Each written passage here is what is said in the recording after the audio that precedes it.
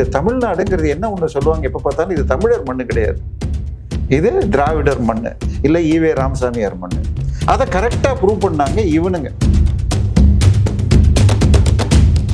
வீரமணி அவர்களை பிபிசி பேட்டியில் என்ன கேட்குறாங்க, அவருக்கு ஈவேராக்கு குழந்தை இல்லைன்னு வருத்தம் உண்டான்னு கேட்டார். அவர் என்ன சொன்னார், என்ஜாய்மெண்ட் வித்தவுட் ரெஸ்பான்சிபிலிட்டி, அதனால அவர் பண்ணியிருக்காருன்னு. இது ஆன்லைனில் தேடுங்க, இருக்கு. டாஸ்மாக் வழக்கில் முதல்ல ஒரு பெஞ்சுக்கு போய் அந்த பெஞ்சு ரெக்ளூஸ் ஆனோடனே இன்னொரு பெஞ்சுக்கு போச்சு. அந்த பெஞ்சில் இருக்கிற நீதிபதி பேரை பார்த்த உடனே எங்கேயோ கிளின்னு மணி அடிக்க உச்ச நீதிமன்றத்தில் போய் தமிழ்நாட்டை விட்டு எங்கே வேணால் நடத்துங்க ஐயா, தமிழ்நாட்டில் வேணாம் சொல்கிறாரு. இன்னைக்கு ஹியரிங் வருதுன்றீங்க, 2 மணிக்குள்ள தீர்ப்பு வந்துருச்சுன்னா ரைட்டு, வரலன்னு சொன்னால் ஸ்டே நீங்கள் வாங்கிட்டீங்கன்னா ரைட்டு, இல்லைன்னா நான் அவருக்கு இது பிடிவாரண்ட் அனுப்புவேன். தம்பின்னு யாரோ சொல்கிறாங்க, ரத்தீஷ்ன்னு சொல்கிறாங்க. அவர் என்ன இது வாட்ஸ்அப்பில் மெசேஜ் அனுப்புகிறார், டாஸ்மாக் பார் டெண்டர்களை நீங்கள் டெண்டர் விட்டால் திமுக கட்சியினர் அடைவார்கள், அதனால இப்படி டெண்டர் விடாதீங்கன்றார். இது மாதிரி எத்தனை சார் சொல்லிட்டு போகிறது. ஸோ இந்த அரசு நீதிமன்றத்தை வச்சு கொண்டு ஓட்டிக்கிட்டு இருக்காங்க.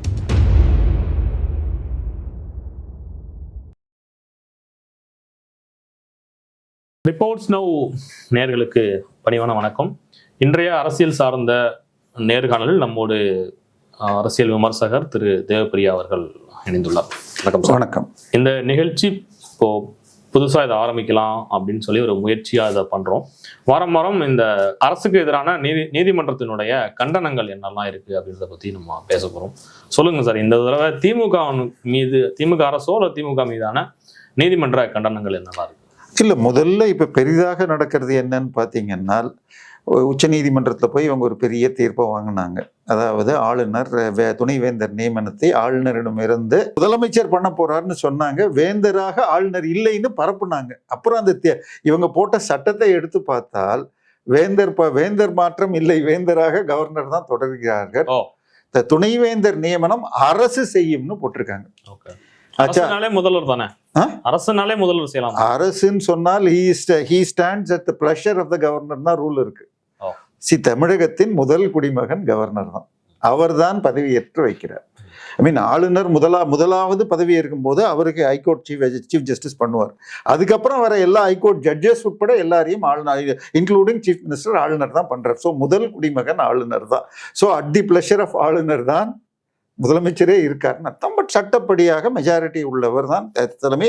கிட்டத்தட்ட மினிஸ்டர்ஸ் உடைய ரெக்கமெண்டேஷன் அவர் பண்ணணும். அதாவது அமைச்சரவை கூட்டம் நடத்தி சொல்லணும், முதலமைச்சர் தனியா பண்ண முடியாது.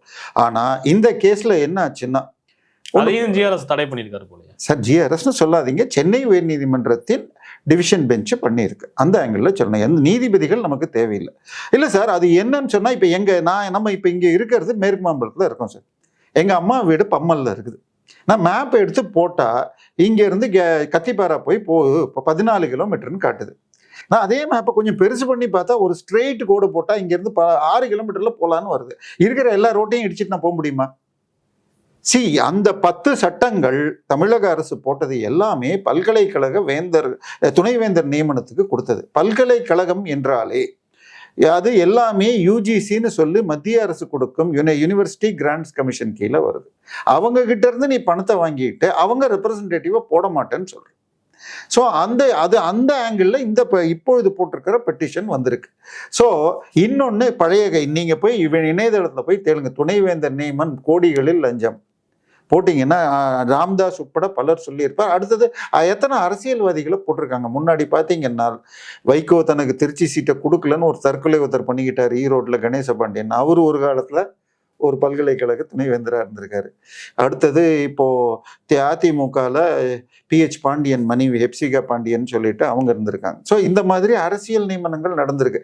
இன்னொன்று பல இதுக்கு போய் பார்த்தீங்கன்னா HODன்னு போட்டிருக்கோம், பக்கத்தில் பிராக்கெட்டில் அசிஸ்டன்ட் ப்ரொஃபஸர்னு போட்டிருக்கோம்.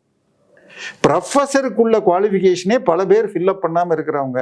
இன்னைக்கு ஹெச்ஓடிக்கு இது துணைவேந்தர் நியமனத்திற்குள்ள குவாலிஃபிகேஷன் இருக்கிற ஆட்கள் கம்மி. இவங்களுக்கு வேணுங்கிறவங்களா போடுறாங்க. இன்னொன்று, அவங்க ஆளை ஒவ்வொரு போஸ்டிங்க்கும் ஆளை போடுறதுக்கு துட்டு வாங்கிட்டு கொள்ளையடிக்கிறாங்கிறத தடுக்கிறது கிட்டத்தட்ட சென்ற கவர்னர் பீரியட்லேருந்து தான் இது மாற ஆரம்பிச்சிருக்கு. தமிழ்நாடு டீசெண்டாக வந்துட்டு. அடுத்தது சார், பல்கலைக்கழகத்துக்கு இவங்க காசு கொடுத்துருக்காங்களா தமிழ்நாடு அரசுன்னு சொன்னால், ஒரு பல்கலைக்கழகம் அரசு பல்கலைக்கழகம்னு சொன்னால் குறைஞ்சபட்சம் 50% பணம் கொடுக்கணும். சென்னை பல்கலைக்கழகத்துக்கு 20% கீழே போயிடுச்சு. அதனால அது தனியார் பல்கலைக்கழகமாக பார்க்கப்படும்னு, அதனால அவங்க இன்கம் டர்ன் ஓவர் மேல ஐடி போட்டி 470 கோடி பாக்கின்னு ஐடி நோட்டீஸ் அனுப்பிச்சிருக்கு. அதுக்கப்புறம் எல்லா அக்கௌண்ட்டையும் ஃப்ரீஸ் பண்ணி கரண்ட் பில் கட்ட முடியாது, இது கட்ட முடியலன்னு ஓடிட்டு இருக்கு. இது ஒரு பக்கம்னு வச்சுக்கோங்க. இவங்க கொடுக்க வேண்டிய பணத்தை மெட்ராஸ் யூனிவர்சிட்டி கொடுக்கல.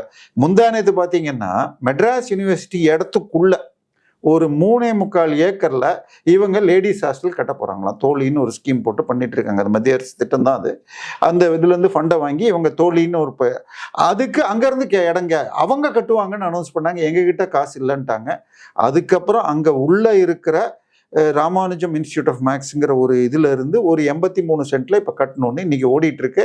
இன்னும் 33 வருஷம் லீஸ் கொடுத்துட்டு அதுல கட்ட போறேன்னு இருக்காங்க. இன்னைக்கு வரைக்கும் லீஸ் கையெழுத்து போட்ட மாதிரி இல்லை. அங்க இருக்கும் யூனியன்கள் அதை எதிர்க்கின்றது. ஆனா ஆல்ரெடி டெண்டர் கால்ஃபர் பண்ணிட்டாங்க. இங்க என்ன நடக்குது, நாளைக்கு ஹைகோர்ட்டுக்கு போனா அந்த டெண்டர் டிஸ்குவாலிஃபை ஆயிடும். இதான் நிலைமை. இப்ப நீங்க சொன்னீங்க GRS சொன்னீங்க, நீங்க சொன்னீங்க, என்ன பொறுத்த வரைக்கும் சொன்னீங்க, அந்த தீர்ப்பை எப்படியெல்லாம் விமர்சனம் பண்ணாங்க சார். இந்த தமிழ்நாடுங்கிறது என்ன ஒண்ணு சொல்லுவாங்க எப்ப பார்த்தாலும், இது தமிழர் மண்ணு கிடையாது, இது திராவிடர் மண்ணு, இல்ல ஈவே ராமசாமியார் மண்ணு. அதை கரெக்டா ப்ரூவ் பண்ணாங்க இவனுங்க. உடனே ராஜீவ்காந்தின்னு ஒருத்தன் இருக்கிறான். அவனை என்ன சொல்றது, அங்க நாம் தமிழர்னு ஒரு பாசிச கட்சியில இருந்து இங்க வந்தவன். அங்க இருந்த வரைக்கும் அவன் கருணாநிதி எப்படியெல்லாம் பேசினார்னு நமக்கு தெரியும். அவரு சொல்றாரு இவங்க 2 பேரும் பிராமண அவாள் அப்படின்னு யூஸ் பண்றாங்க. சன் டிவி புதிய தலைமுறை இவங்களுடைய வெப்ல இருக்கிற அந்த போட்டோல அவங்க அந்த தீர்ப்பை சொல்றப்ப அவங்க 2 பேர் போட்டோ வந்திருக்கு சார். அதே நாள் ஈவினிங் இன்னொரு ஜட்மெண்ட் வந்திருக்கு சார். திமுகவை சேர்ந்த ஒரு திராவிட செயல் செஞ்சவர், அவர் பேரு தெய்வ செயல், அவர் செஞ்சது திராவிட செயல் செஞ்சாருன்னு சொல்லிட்டு அரக்கோணத்தை சேர்ந்தவர். சேர்றது எப்படி மொத்தமா திராவிட செயல் இல்ல சார். வீரமணி அவர்களை பிபிசி பேட்டியில என்ன கேட்கிறாங்க, அவருக்கு ஈவேராக்கு குழந்தை இல்லைன்னு வருத்தம் உண்டான்னு கேட்டார். அவர் என்ன சொன்னாரு, என்ஜாய்மெண்ட் வித்தவுட் ரெஸ்பான்சிபிலிட்டி, அதனால அவர் பண்ணியிருக்காருன்னு. இது ஆன்லைன்ல தேடுங்க, இருக்கு சார். பிபிசி தமிழுக்கு அங்க போய் ஈவேரா இங்கிலீஷ்ல பேசுவார்னு இங்கிலீஷ்ல சொன்னதாக வீரமணி ரெக்கார்ட் பண்ணியிருக்காரு. அடுத்தது மனைவி, துணைவி, இணைவி, இதெல்லாம் யாருங்க ஃபாலோ பண்றது? கருணாநிதி மாத்திரம் இல்ல, காளிமுத்துக்கு 2 உண்டு. ஆச்சா, இப்ப நம்ம திமுக ஞானசேகரனுக்கு 3 உண்டு. இப்ப நீங்க சொல்ற இந்த தெய்வ செயல்ங்கிறவருக்கு ஒரு டைவர்ஸ் ஆகி இந்த பொண்ணு 2வதுன்னு வச்சுக்கிட்டா, இது ஹாஸ்பிட்டலுக்கு போனா அங்க இன்னொன்று 3வது பாக்குது. குறைஞ்சபட்சம் 3 இருக்கு.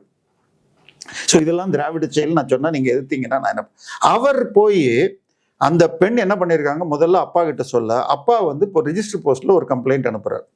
அதுக்கப்புறம் இவங்க எஃப்ஐஆர் போட்ட மாதிரி தெரியலன்னு சொல்லிட்டு இது போய் உள்ளூர் எம்எல்ஏ எதிர்கட்சி எம்எல்ஏட்ட போய் சொல்ல, உடனே அப்பா கொடுத்த எஃப்ஐஆர் வச்சு, அப்பா அனுப்பிச்ச லெட்டர் வச்சு எஃப்ஐஆர் போடுறாங்க. பட் அதுக்கப்புறம் இந்த பொண்ணு போய் சந்திச்சு கொடுத்த டேட்டாஸ்லாம் அதில் போடல.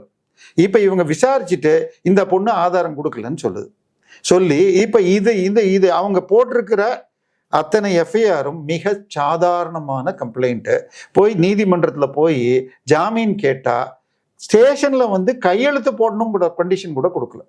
ஒரு சாதாரண கேஸ்ல இது அதுக்கு பேர் என்ன, ஃபேஸ்புக்ல போஸ்ட்டுக்கு வந்தா கூட ஒரு 15 நாள் கையெழுத்து போடணும்னு வரும். அதுக்கப்புறம் நீங்க அப்பீலுக்கு போய் தான் அதை எடுக்க முடியும். இதுல அந்த கண்டிஷன் கூட போடல. அந்த தீர்ப்பை கொடுத்தது யாருன்னு கேட்டா ஒரு ஜட்ஜு, அடிஷனல் ஜட்ஜின்னு ஒரு பர்மனன்ட் ஆளு. அவருடைய அம்மா திமுகல இருந்தவங்க, திமுக எம்எல்ஏ, அச்சரப்பாக்கம் எம்எல்ஏவா இருந்தவங்க. அவங்க தான் இந்த டாஸ்மாக் கேஸ்ல முதல் தடவை அவர் தான் ஸ்டே கொடுத்தது. அது வந்த உடனே அவரே ரெக்ளூஸ் ஆனார். இப்ப இதை ஏங்க அவர் பேரை போட்டு அச்சரப்பாக்கம் எம்எல்ஏ மகன், முன்னாள் எம்எல்ஏ மகன் போடல? இவங்க 2 பேர் ஜாதியை போட்டீங்கல்ல. ஐ மீன், உங்களுக்கு ஒரு விஷயம் வேணும்னா அவருடைய மகளை நம்ம திருப்பதி நாராயணனுடைய மகன் கட்டியிருக்கிறார். அந்த வங்கிலும் உங்களுக்கு வேணும்னா அதையுமே ரெக்கார்ட் பண்ணுறேன் எனக்கு ஒன்றும். ஸோ இது வந்து அது காதல் திருமணத்தில் பண்ணிக்கிட்டாங்க. அவங்க 2 பேரும் இதில் பராசரன் அலுவலகத்தில் சதீஷ் பராசரன் அலுவலகத்தில் ஒர்க் பண்ணப்போ காதல் திருமணம். ஸோ அப்படி இருக்கிறப்ப திமுக ஏற்கனவே டாஸ்மாகில் அவர் கொடுத்த தீர்ப்பு பிரச்சனைன்னு சொல்லி அவரே ரெக்ளூஸ் பண்ணிக்கிட்டார். சரியா? இப்போ டாஸ்மாக்கு வருவாங்க. டாஸ்மாகில் இங்கே என்ன இந்த வழக்கை வச்சுக்கிட்டு நீங்கள் நம்ம யூனிவர்சிட்டி வழக்கை வச்சுக்கிட்டு அந்த 4 வழக்கறிஞர்களை கூப்பிட்டு மெட்ராஸில் ஒரு 7 ஸ்டார் ஹோட்டலில் பார்ட்டி கொடுத்தீங்க. அவங்க எதையோ சாதிச்சிட்டாங்க. டாஸ்மாக் வழக்கில் முதல்ல ஒரு பெஞ்சுக்கு போய் அந்த பெஞ்சு ரெக்ளூஸ் ஆனோடனே இன்னொரு பெஞ்சுக்கு போச்சு. அந்த பெஞ்சில் இருக்கிற நீதிபதி பேரை பார்த்த உடனே எங்கேயோ கிளின்னு மணி அடிக்க உச்ச நீதிமன்றத்தில் போய் தமிழ்நாட்டை விட்டு எங்கே வேணால் நடத்துங்க ஐயா, தமிழ்நாட்டில் வேணாம் அப்படின்னு கேட்குறாங்க. அப்புறம் என்னங்க மாநில சுயாட்சி? இதே செந்தில் பாலாஜி வழக்கில் அவர் மந்திரியாக தொடர விரும்புகிறாரா, ஜாமீன் வேணுமா அப்படின்னு கேட்டப்போ அங்கே போய் கபில் சிபல் போறார் தமிழ்நாடு சார்பா. அவர் என்ன சொல்றாரு, ஐயா இவர் இங்கே அமைச்சராக இருப்பதால் இந்த வழக்கு சாட்சிகள் பாதிக்கப்படும் என்றால் இதை வேற மாநிலத்தில் நடத்தலாம் அப்படிங்கிறாரு. அவர் கேட்கிறாரு, 2000 சாட்சிகளை எப்படி சார் வேற டிஸ்ட்ரிக்ட் வேற ஊருக்கு கொண்டு போக முடியும்னு உச்சநீதிமன்ற நீதிபதி கேட்கிறார். அடுத்த பதிலாக இவர் சொல்றார், சார் நீங்க அமைச்சராக இருக்கிறதுனால தானே இவர் தொடர சாட்சிகள் பாதிக்கப்படுன்றீங்க சார். பிராக்டிக்கலா பாருங்க சார், 2000 சாட்சிய நீதிமன்ற ப்ரொசீஜர் படி அத்தனை பேருக்கும் ஒரு லெட்டர் அனுப்பிச்சிட்டு அதுக்கப்புறம் கூப்பிடணும்னா சம்மன் அனுப்புறது ஜனவரி 26 ஆயிடும். அதுக்குள்ள தேர்தல் அறிவிக்கப்பட்டோம் அடுத்த 1-2 மாசத்துல. அதாவது இவங்க எப்படி வழக்க ட்விஸ்ட் பண்ணி இருக்காங்கன்னு அங்கேயே சாட்சியா கொடுத்துருக்காங்க. நீதிமன்றத்திலே இதுல 2000 சாட்சியை போட்டு, சார் ஒரு நீதிமன்றத்துல சாட்சிகள் அக்யூஸ்டு எல்லாரையும் கொண்டு வந்து நிக்க வச்சுட்டு பண்ணணும்னா அந்த அவங்க கொடுத்துருக்க அந்த 2000 பேர் நிக்கிற மாதிரி ஒரு கோர்ட்டே தமிழ்நாட்டில் எங்கேயுமே கிடையாது. ஸோ இந்த மாதிரி இதே இன்னொன்று மெட்ராஸ் ஹைகோர்ட்ல 3 கேஸ் அவர் வந்து அந்த வழக்கு என்னன்னு சொன்னால் திரு ஸ்டாலின் அவர்கள் பேசின வழக்கு தான். அதிமுக காலகட்டத்தில் அவர் டிரான்ஸ்போர்ட் அமைச்சராக இருந்த பொழுது டிரான்ஸ்போர்ட்ல ஒர்க் ஷாப்புக்குள்ள பணியாளர்கள், டிரைவர், கண்டக்டர், அதுக்கப்புறம் என்ஜினியர்ஸ் ஒரு போஸ்ட்டுக்கும் ஒரு ரேட்டு. இன்ஜினியராக இருந்தால் 10 லட்சம், டிரைவர் கண்டக்டருக்கு 1.5 லட்சம் 2 லட்சம், கீழே இன்னும் கம்மி. இது மாதிரி கிட்டத்தட்ட 1000 பேர்கிட்ட 800 கோடி என்னமோ வாங்கியிருக்காருன்னு வந்துச்சு. பட் டிவிஎஸ்சி கிடைச்ச கணக்கை வச்சு ஒரு 1.34 லட்சத்துக்கு அதிக சொத்து இருக்குன்னு பார்த்தா 1.34 கோடிக்கு. இதுல வெறும் அந்த இன்ஜினியர்ஸ் எடுத்தீங்கன்னா 14 பேர்ல வேலை வாங்கி கொடுத்துருக்காரு. இந்த கணக்கே வந்துடும். ஆனா 3ஐயும் கிளப் பண்ணி இது வருஷ கணக்கில் இழுக்கணும்னு பாக்குறாங்க. அந்த வழக்குல சென்னையில எதிர்த்தரப்புல என்ன சொன்னாங்கன்னா, இத்தனை பேரை விசாரித்து வழக்க முடிக்கிறதுக்கு 1500 வருஷம் ஆகும்னு சொல்லி மெட்ராஸ் ஹைகோர்ட்ல. ஸோ எப்படி நடத்துறாங்கன்னு புரியும். சரி சார், இவங்களுக்கு நீதிமன்றத்துக்கு மேல இவ்வளவு நம்பிக்கை இருக்கு. அதை எதிர்த்து, அதாவது அந்த தீர்ப்பு உச்ச நீதிமன்றத்தின் 2 நீதிபதிகள் கவர்னர் வந்து 30 நாள்ல ஒரு இது பண்ணணும், அதிகபட்சம் 90 நாள்லன்னா ஃபிக்ஸ் பண்ணாங்க. அட்லீஸ்ட் கவர்னருக்கு சொல்லியிருந்தா பரவாயில்ல, ஜனாதிபதிக்கும் அதே மாதிரி டைம் ஃப்ரேம் கொடுத்தாங்க. இதை கொடுக்கணும் என்றால் குறைந்தபட்சம் கான்ஸ்டிடியூஷனல் பெஞ்சுன்னு 5 நீதிபதிகள் கொடுக்கணும். அப்ப கொடுத்தால் கூட பெருமளவில் என்ன பண்ணுவாங்கன்னா, இப்படி ஆஸ் சூன் அஸ் பாசிபிள் அப்படின்னு 200 சட்ட இதில் இருக்கிறதுக்கு டைம் ஃப்ரேமே இல்லாமல் டிலே ஆகுது. அதனால ஒரு சட்ட வரையறை செய்யணும்னு பாராளுமன்றத்துக்கு இவங்க ரெக்கமெண்ட் பண்ணுறது தான் சரியான ப்ரொசீஜராக இருக்கும். பட் 2 நீதிபதிகள் கொடுத்தது எப்படி இது செல்லுபடியாகுன்னு இப்போ ஜனாதிபதி 14 கேள்வி கேட்ட உடனே அரசியல் சட்டத்தையே மீறி விட்டார் அப்படின்னாரு. ஒரு தீர்ப்பு ஏற்றுக்கலன்னா கேள்வி கேட்கறதுக்கு எல்லாருக்கும் உரிமை இருக்கு. இப்ப எத்தனை தீர்ப்பை இவங்க கேஸ் போட்டிருக்காங்க. இப்ப ஜிஆர்எஸ் கொடுத்த தீர்ப்பு தானே. இப்ப அதை தீர்த்து அப்பீல் போனாங்க, விடுமுறை நீதிமன்றத்திலே கொண்டு வருவோன்ட்டாங்க. நேற்றுக்கு சொல்லிட்டாங்க இல்ல ஜூலை மாசம் விடுமுறை வந்தப்புறம் விசாரிச்சுக்கிறோம்னு சுப்ரீம் கோர்ட் தள்ளிட்டாங்க. சரி சார், இதை தாண்டி சுப்ரீம் கோர்ட் சொன்னது எத்தனை சார் கேள்வி இது பண்ணியிருக்காங்க. இந்த இது சார் 41 ஃபைல்ஸ், அதாவது கோயில் சிலைகள் திருட்டு போய்விட்டன, காணாமல் போய்விட்டன, கண்டுபிடிச்சு கொடுங்கன்னு போய் கோயில் சார்பா போலீஸ் ஸ்டேஷன்ல கம்ப்ளைண்ட் கொடுக்குறாங்க. அந்த கம்ப்ளைண்ட்டை கொடுத்தீங்கன்னா எஃப்ஐஆர் போட்டுட்டு அதுக்குன்னு ஒரு ஆஃபீஸரை போடுவாங்க, I1 சொல்லி இன்வெஸ்டிகேஷன் ஆஃபீஸர். அவர் என்ன பண்ணுவார், நான் இந்த வழக்கை விசாரித்தேன், இன்னைக்கு இவரை கூப்பிட்டு பார்த்தேன், அந்த கோயிலுக்கு போனேன், அங்கே விசாரித்தேன், அங்கே கிடைச்ச விவரத்தை வச்சு இந்த ஆள்கிட்ட போய் பார்த்தேன், இவரை கூப்பிட்டு விசாரித்தேன் இப்படின்னு எழுதி வைப்பாங்க. இதுக்கு பேர் கேஸ் டைரின்னு பேர். இதை அவருடைய மேல் அதிகாரிக்கு கூட காட்ட வேண்டாம் அவர் ஒரு ஸ்டேஜ் வர வரைக்கும். இந்த மாதிரி 41 கேஸ் டைரிகள் 20 வருஷ கேஸ் டைரிகள் திடீர்னு காணோன்னு 2016-17 வருது.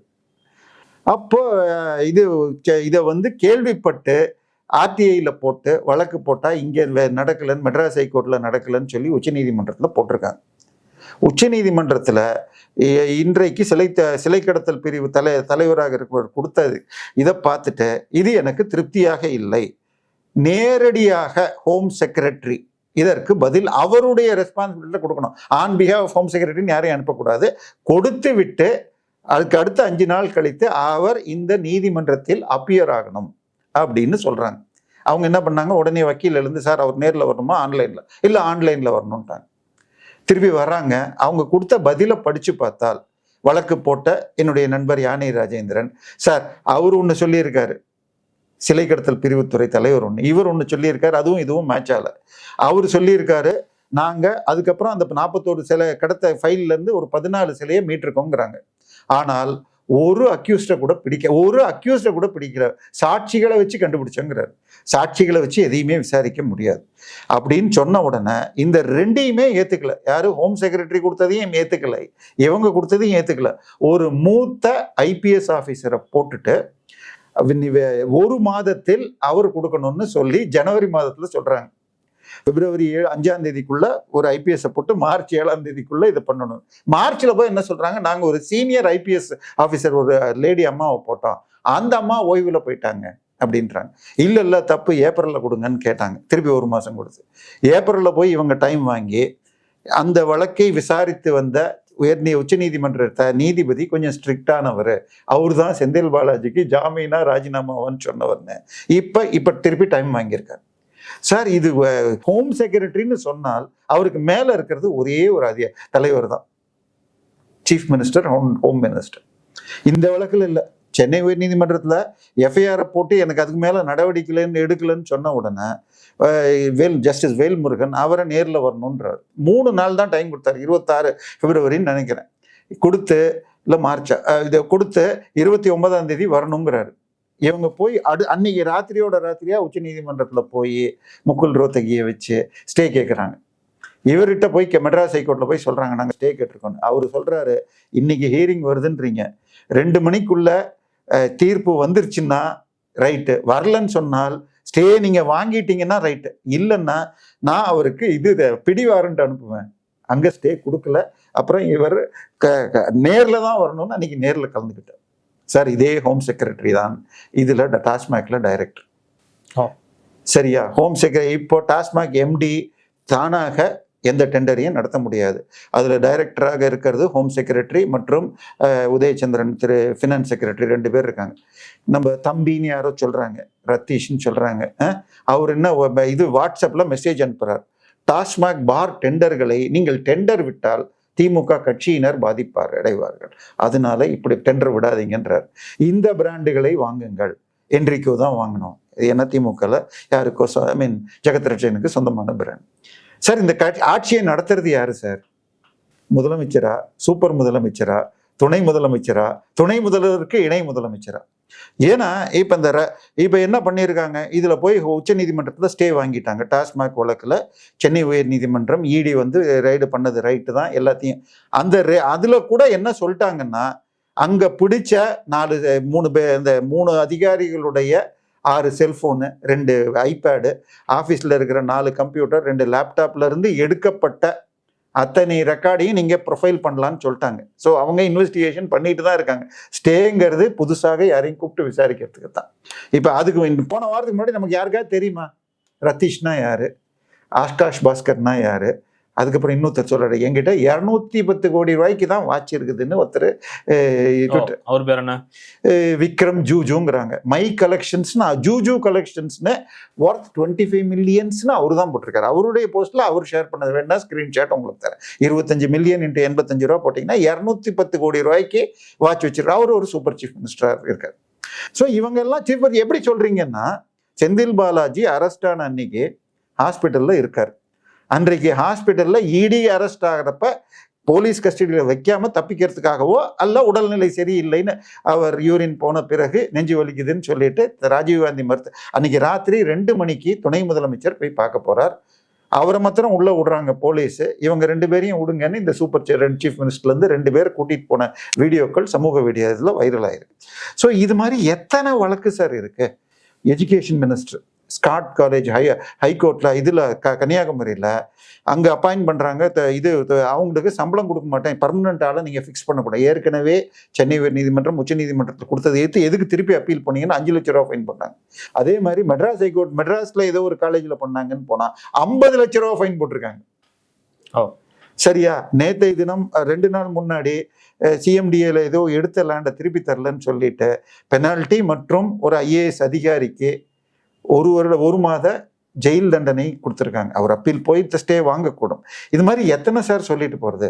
ஸோ இந்த அரசு நீதிமன்றத்தை வச்சு கொண்டு ஓட்டிக்கிட்டு இருக்காங்க. ஆனால் என்ன ஒன்று, இது எதுவுமே மீடியாவில் பேசப்படுவது இல்லை. ஏன்னா மீடியாவை யார் டைரக்ட் பண்ணுறாங்க, இன்னைக்கு என்ன டாபிக் பேசணும் அப்படின்னு சொல்கிறதே சூப்பர் சீஃப் மினிஸ்டர் நடத்தும் பென் என்ற நிறுவனம், அவங்க தான் அனுப்புகிறாங்க அப்படின்னு சொல்கிறாங்க. ஸோ இந்த விஷயங்கள் மக்களுக்கு போச்சுன்னா போய் பேசினாங்க, போயிட்டு தான் இருக்கு. நம்ம ரிப்போர்ட்ஸ் நவ் போன்ற சேனல்கள் இதை கொண்டு போகிறோம். யாரும் இன்னைக்கு டிவி சேனலில் போய் பார்க்கறது ரொம்ப குறைஞ்சி போச்சு. இன்னும் சொல்ல போனால் நியூஸ் டிவியை கூட இதில் பார்க்கறது 54% ஒரு கணக்கு மொபைல் வழியாக. ஸோ இந்த விஷயங்கள் போகணும். நம்ம வாரம் இது பற்றி பேசுவோம். நன்றி சார்.